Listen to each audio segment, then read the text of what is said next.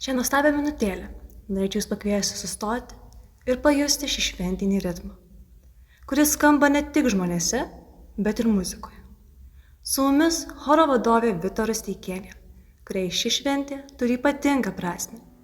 Tad pasiteiraukime paprastai, bet iš esmės, ką jums reiškia Kalėdos.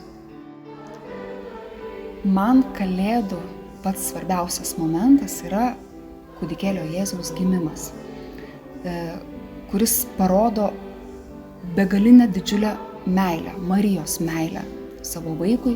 Tai tos meilės išraiška šiomis dienomis aš matau tuomet, kai šeimos nariai visi kartu susėda prie vaišių stalo, dovanoja vieni kitiems dovanas, visa tai simbolizuoja rūpestį ir mažus darbus, kuriuos darome kasdien vieni kitiems, o ką mes darome Vyturio gimnazijoje kasdieną.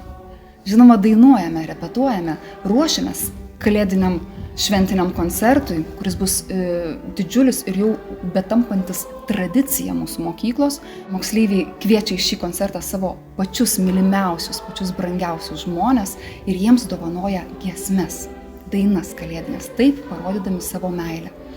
Taigi, visa tai man ir reiškia būtent Kalėdų laukimas, Kalėdų prasmė, būtent visi šitie gražūs dalykai. Ir artėjant šventėms noriu palinkėti, kad džiugintų muzika, giesmė, jūs visus, mus, jūs. Ir žinoma, dalinkimės tą meilę vieni kitiems, rūpestį rodykim, šiltą žodį nebijokim pasakyti.